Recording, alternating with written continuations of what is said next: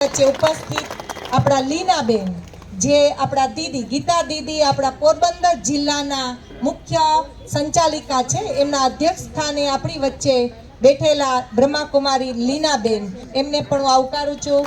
Doctor સુરેખાબેન Shah, જે આરોગ્ય ક્ષેત્રે અને એમની પણ એક સંસ્થા છે, એ ખૂબ પહેલાં સ્વદેશીનું કરતા હતા અને અત્યારે બીજા પણ 2-3 ટ્રસ્ટ છે એ ચલાવે છે અને બહુ સુંદર રીતે એ બાલ બ્રહ્મચારી કુમારી છે, એ પણ આપણી વચ્ચે ઉપસ્થિત છે. પછી સ્પોર્ટ્સ ક્ષેત્રે પ્રવીણાબેન છે, એ પણ આપણા સ્પોર્ટ્સ જે આજે પણ મને લાગે મેચ છે એવા. જો લેડીઝની અંદર પણ જો કેટલી વિશેષતાઓ છે. હર ક્ષેત્રની અંદર નારી શક્તિ એ બહુ મોટી પોતાની શક્તિને વિશેષતાઓને સમાજ જગતની અંદર યોગદાન આપે છે. એવા પ્રવીણાબેન પણ આપણી વચ્ચે ઉપસ્થિત છે. અમારા પાયલબેન, મેજોરિટી અહીંયા બેઠેલા માતાઓ અમારા પાયલબેનને તો ઓળખે જ છે. ત્યાર પછી આપણી વચ્ચે ઉપસ્થિત બ્રહ્માકુમારી મધુબેન, જે કુતિયાણાથી પધારેલા છે આપણા આ પ્રોગ્રામની અંદર. અચાનકમાં જ એવર રેડી રહ્યા, મેં મેસેજ મૂક્યો ગ્રુપની અંદર અને અચાનકમાં જ એવર રેડી રહ્યા અને એ બધી રીતે સ્થૂળ અને સૂક્ષ્મમાં એલર્ટ અને એવર રેડી છે. સવારના વહેલા 2 વાગે ઉઠીને યોગ તપસ્યા કરે, આમ આંખનું પણ મટકું ન મારે એવા યોગી તપસ્વી અને જ્ઞાનમાં પણ એટલા જ મજબૂત અને જ્ઞાન સ્વરૂપ એના મુખમાં હર કર્મની અંદર જ્ઞાન જ ઝલકતું હોય એવા મધુબેન પણ ઉપસ્થિત છે. અમારા ભાનુબેન, એ અમારા જુબેલી વિસ્તારની અંદર વોર્ડ સભ્ય છે, તેમજ મારી સામે બેઠેલા સમાજ શ્રેષ્ઠી ઉપસ્થિત દરેક મહિલા મંડળના પ્રમુખ બહેનો, બહુ સુંદર મજાના દરેક ક્ષેત્રની અંદર સુંદર એવા કાર્ય પ્રવૃત્તિઓ કરી અને આપણા પોરબંદરની અંદર જાગૃતિના કામ કરે છે. અને મને બહુ જ શોખ છે. ઘણા મને પૂછતા હોય કે બેન, તમને આટલું બધું માતાઓ માટે કેમ છે? પણ હું અત્યારે શબ્દોથી હું જો તમારું વર્ણન કરીશ તો મારું હૃદય છે ને એ ગદગદ થઈ જાય છે, કેમ કે મારો વિષય જ ફેવરેટ છે. હું બચપનથી જ જ્યારે હું આ રિસર્ચ કરતી કે નારી શક્તિ શું છે, વધારે ને વધારે ભાગે મારા સંકલ્પ અને શબ્દોનો વિસ્તાર આપણા ચેતનાબેને કરી દીધો. બચપનની અંદર એક મેં એવી અનુભવ કરેલો છે કે આપણે ભણતા હતા ને એ ત્યારે એક બૌદ્ધના વડાએ કોની ભેટ ચડ્યા હતી એવો એક પાઠ આવતો. જ્યારે ગાંધીનગરથી એકવાર ચેકિંગ આવ્યું અને અમારા ક્લાસની અંદર હું 1લો નંબર લેતી, તો પછી અમારા સાહેબે કીધું કે તારે છેલ્લે બેસવાનું, તો જો કોઈ પ્રશ્ન પૂછશે તો તું તરત જવાબ દઈ દઈશ. અને મારો સ્વભાવ છે ને થોડો ઉતાવળિયો છે, તમે સમજી શકતા હશો હું બોલું છું એટલે પછી ત્યાં એવું પૂછવામાં આવ્યું એટલે હું છેલ્લે બેઠી હતી ને તો રહી ન શકી, કોઈએ જવાબ ન દીધો એટલે મેં સાચો જવાબ આપ્યો. કહેવાય છે કે જ્યારે બુદ્ધ ભગવાનની મૂર્તિ બનતી હતી ને, તો એમનો ફાળો લેવા માટે બધી જ જગ્યાએ સોનું અને ચાંદી એ લેવા માટે એમના બૌદ્ધ ભિક્ષુઓ ઘરે ઘરે જઈને એ લે છે દાન, અને પછી એ ત્યાં જમા કરે છે. ને ત્યારબાદ એક એરિયાની અંદર એક ગરીબ માવતરની દીકરી કોઈના ઘરના કામ કરતી હતી અને એને એક રસ્તામાંથી એક કટાયેલો સિક્કો મળ્યો હતો અને એને પહેલાંના જમાનામાં ખબર ને રૂપિયા આમ સાફ કરવા હોય તો ખાટી છાશમાં નાખતા, એમને સાફ કરીને પોતાના ખિસ્સાની અંદર રાખ્યો હતો. અને પછી બૌદ્ધ ભિક્ષુઓ ફરતા ફરતા જાય છે અને એ બહુ દિલથી ને પ્રેમથી એ સિક્કાની ભેટ આપે છે અને ત્યાં બૌદ્ધ ભિક્ષુઓ એમનો અનાદર કરે છે અને એ સિક્કો લેતા નથી અને પછી એ જતા રહે છે. પછી એ બધી જેટલી પણ ભિક્ષા લીધી હતી અને એમને ઓગાળીને એક મૂર્તિ બનાવવામાં આવે છે, પણ એ સુંદર મૂર્તિ બનતી નથી. બીજી વાર ઓગાળી, પાછી મૂર્તિ બનાવી, પણ પરફેક્ટ મૂર્તિ બનતી નથી. પછી એ બૌદ્ધના વડાઓએ પૂછ્યું કે તમે જ્યારે આ ભિક્ષા લેવા ગયા ત્યારે કોઈનો અનાદર તો નહોતો કર્યો ને? તો એને યાદ આવ્યું, હા, એક ગરીબ ઘરની દીકરીએ અમને દાન આપતી હતી પણ અમે લીધું નહોતું. તો કે જાઓ ફરીથી લઈ આવો. એટલે એ બેન પાસે ગયા અને એ સિક્કો લઈ આવ્યા અને પછી ફરીથી ઓગાળી અને એ મૂર્તિ બનાવી અને સુંદર મજાની મૂર્તિ તૈયાર થઈ. કહેવાનો ભાવ શું છે કે આ જગતની અંદર દરેક નારી છે ને એ શક્તિ સ્વરૂપા છે. દરેક નારીની અંદર ઈશ્વરે એવી શક્તિ મૂકેલી છે અને કોઈ ને કોઈ રૂપમાં એ ચાહે કન્યા અવસ્થામાં હોય, યુવા અવસ્થામાં હોય, લગ્ન બાદ પત્ની રૂપે હોય કે માતૃશક્તિ બાળકને જન્મ આપનારી હોય કે પાલન કરતા હોય, નારીના અનેક સ્વરૂપ, અનેક શક્તિઓ છે જેનું આપણા સમાજની અંદર ગાયન છે. કહેવાનો ભાવ શું છે? આજનો જે વિષય છે, તમે આ બોર્ડ બેનરની અંદર વાંચી જ લીધો હશે કે આધ્યાત્મિક દ્વારા પારિવારિક જીવનની અંદર સુખ અને શાંતિની પ્રાપ્તિ. ગુજરાતની અંદર આ 2025ની સાલ એટલે કે 22 ડિસેમ્બરથી આપણું ગુજરાત છે ને એ હીરક જયંતિ મહોત્સવ રૂપમાં ઉજવી રહ્યું છે અને એના અનુસંધાને અનેક આધ્યાત્મિક સેવાઓની પ્રવૃત્તિઓનું આયોજન કરવામાં આવે છે. તો આપણો જે પ્રોગ્રામ છે ને એ હીરક જયંતિના ઉપલક્ષમાં જ આપણે આયોજન કરેલું છે. પણ એમનો જે વિષય છે ને એ પણ પારિવારિક જીવનની અંદર મૂલ્યોનું મહત્વ ઉપર જ માઉન્ટ આબુથી અમારી બ્રહ્માકુમારી સંસ્થાની જે વિંગ છે એમના દ્વારા આયોજન કરેલું છે.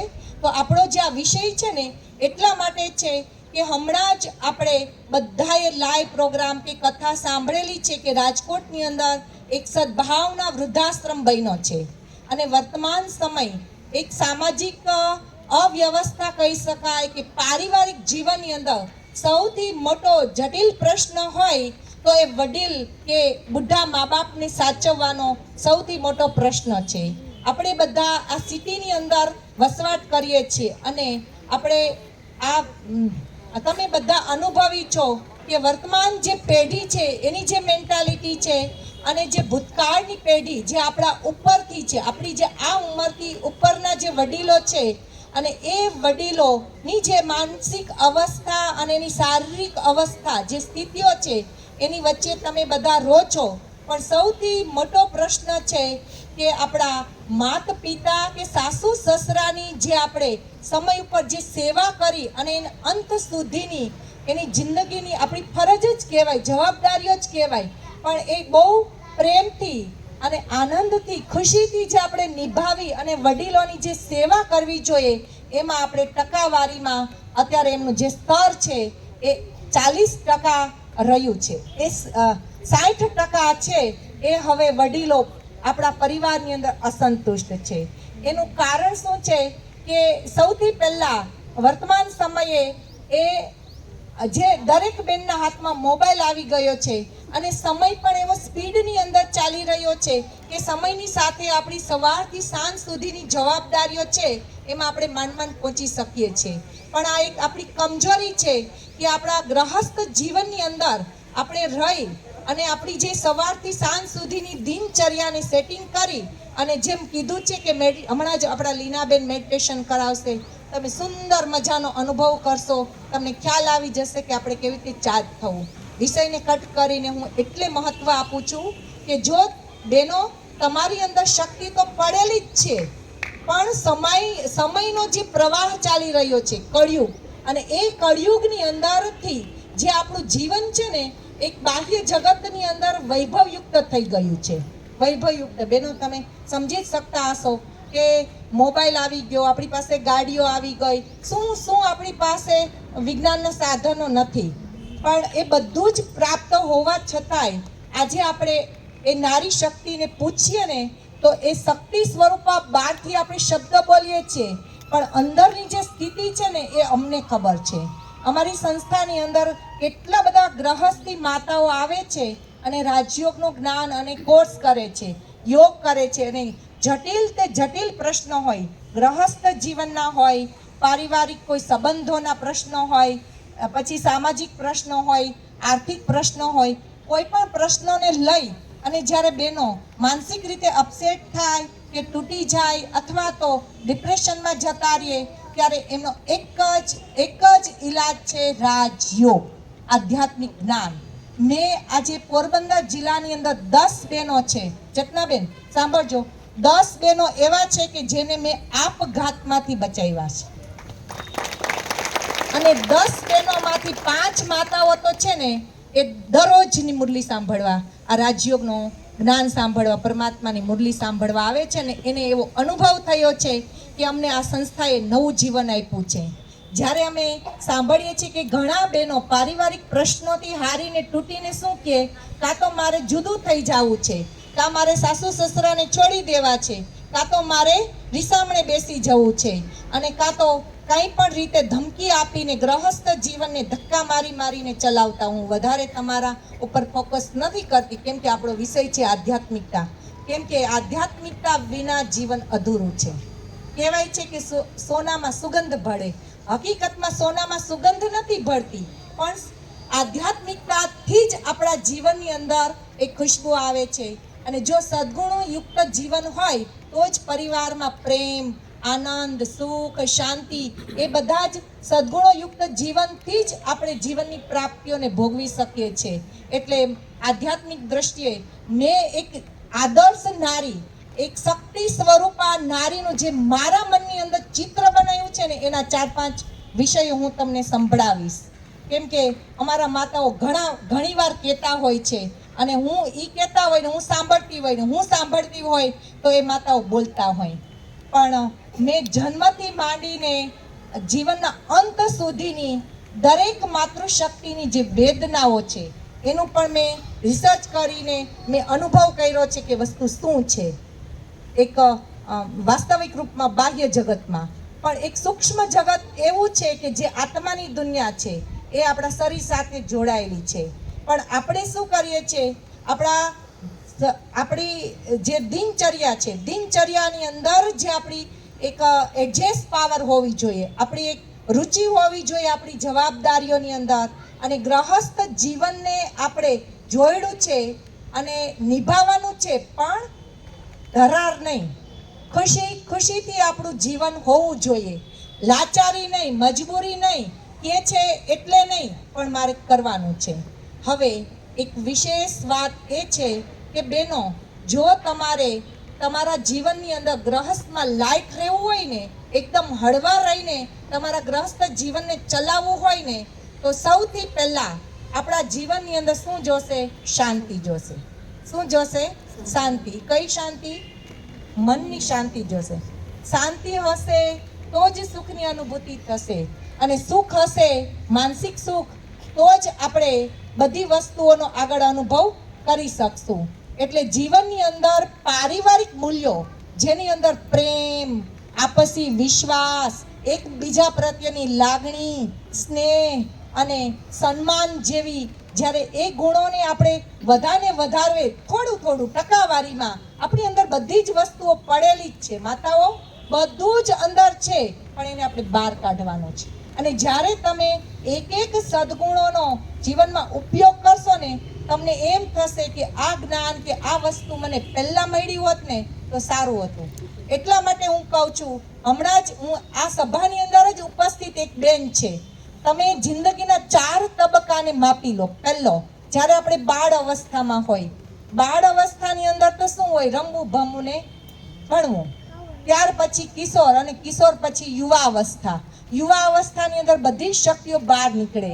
એની અંદર જો આપણી નિર્ણય શક્તિ પાવરફુલ હોય તો આપણે બેલેન્સ રાખીને આપણા જીવનને વ્યવસ્થિત વાસ્તવિક રૂપમાં જીવી શકીએ. બીજો તબક્કો એ છે લગ્ન જીવનની અંદર તમે ગોઠવાવ છો. કેમ કે આપણો આ વિષય છે કે ગ્રહસ્થ જીવનની અંદર ત્યારે તમે ગોઠવાવ છો તો લગ્ન થઈ ગયું એટલે તમે જગ જીતી ગયા એવું નથી.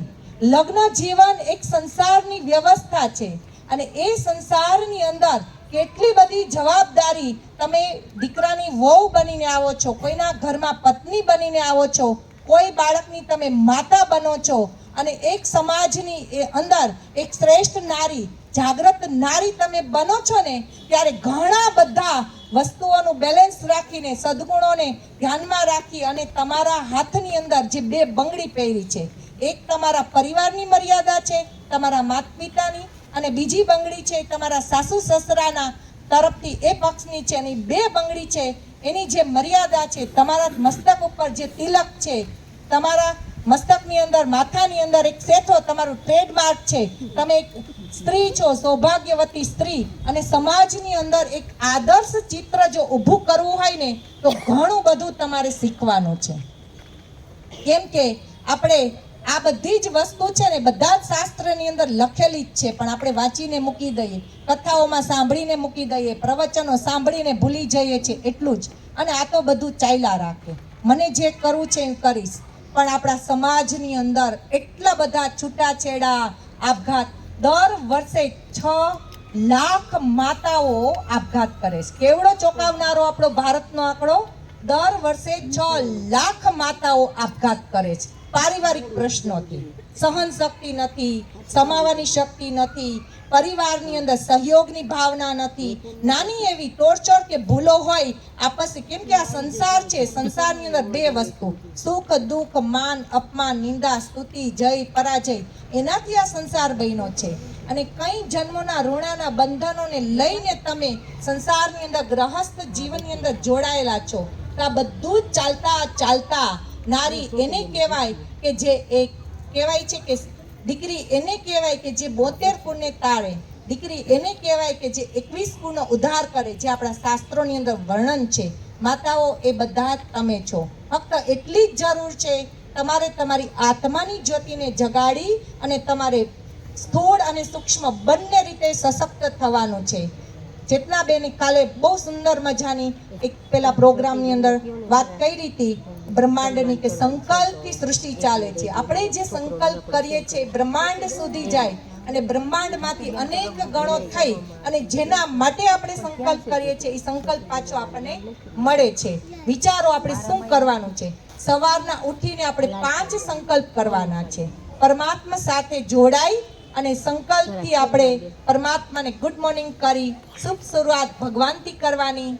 અને જે કંઈ આંખ ખોલ્યાની સાથે આપણી જવાબદારીઓ છે એ જવાબદારીઓને નિભાવતા પહેલા આપણે મેડિટેશન કરીને આપણી આત્માને ચાર્જ કરવાની છે કે હું માસ્ટર સર્વશક્તિવાન છું, હું એક શક્તિ સ્વરૂપા છું, હું એક દુર્ગા છું, હું એક અન્નપૂર્ણા છું. કેમ કે તમે માતાઓ સવારને ઉઠો એટલે પહેલા ચાય, ફ્રીજ ખોલીને ચાય બનાવવાની, નાસ્તો બનાવવાનો, એટલે તમે એક ઘરની અન્નપૂર્ણા પણ છો, તમે લક્ષ્મી પણ છો. કેમ કે પુરુષ ધન કમાઈને ઘરમાં આપશે, પણ આર્થિક વ્યવસ્થાને સુચારુ રૂપથી ચલાવી અને સુંદર મજાનું આપણા ઘરની અંદર કહેવાય છે ને, સમજદાર સ્ત્રી એને કહેવાય કે આ ઘરની વાત ક્યાંય ન કરે. સમજદાર સ્ત્રી એને કહેવાય કે પોતાનામાં જ રાખે. તમને બધાને ખબર છે આપણે ઠેક ઠેકાણે ઉલટી કરીએ તો રોગચાળો ફાટે અને એનો પ્રશ્નનો હલ નથી, પણ ફરીને પાછું એ જ જગ્યાએ આવે છે અને ત્યારે આપણને પસ્તાવો થાય છે. એટલી આપણી એનર્જી બીજે બગાડીએ એના કરતાં એકવાર આપણી જાતને પૂછીએ કે આ જેટલા પણ મારા જીવનના પ્રશ્નો છે ને એને પ્રશ્નોનું કારણ પહેલાં તો હું જ છું. મારી જ એવી અજ્ઞાનતા છે કે જેના કારણે મારા જીવનની અંદર કોઈ પ્રશ્ન, પહેલા બીજાને દોષી બનાવતા પહેલા પોતાની જાતને ચેક કરવાની છે કે મારો દોષ ક્યાં છે. આપણી કમજોરી બે હાથે જ તાલી વાગે. એટલે ગ્રહસ્થ જીવનમાં ખટપટ, વિચારભેદ, મતભેદ, પસંદગી નાપસંદગી એ બધું તો ચાલવાનું જ છે, પણ સાથે સાથે આપણે આપણી અંદરથી મેચિંગ પાવર, એડજસ્ટ શક્તિને દરેક વડીલોની સાથે પરિવારની અંદર એડજસ્ટ થતા આપણે સંતુષ્ટતાનું સર્ટિફિકેટ લેવાનું છે. આજે હું મારા હૃદયના બધા જ ઉદ્ગારો તમારી સામે રજૂ કરીશ. હું ઘણીવાર ક્યાંય પ્રવચન કે જતી હોય ને તો ઘણા એમ જોઈને એમ કે હે બ્રહ્માકુમારી ન જોયો, એ બ્રહ્માકુમારી ન જોવાય, ત્યાં તો ઘર તોડાવે, ત્યાં તો પતિ પત્નીને ભાઈ બહેન બનાવે, આમ કરે તેમ કરે, એવા વાયરસ ખોસી દે, એવા વાયરસ નાખી દે. એટલે કોઈ બેન આવતી હોય ને તો એ આવતી બંધ થઈ જાય. તમને ખબર છે બ્રહ્માકુમારી એ ઘર નથી તોડાવતી, બ્રહ્માકુમારી એ પરિવાર બનાવે છે. જ્યારે મેં 19 વર્ષની ઉંમરમાં 1990માં જ્યારે હું દીક્ષા લેવાની હતી ને ત્યારે મારા મોટીમાં ભાભુ કહેતા હતા કે આ ઘરની અંદર શું કમી છે તે એની દીકરીને બ્રહ્માકુમારી બનાવે. લે, આ તો પરિવાર છોડાવે.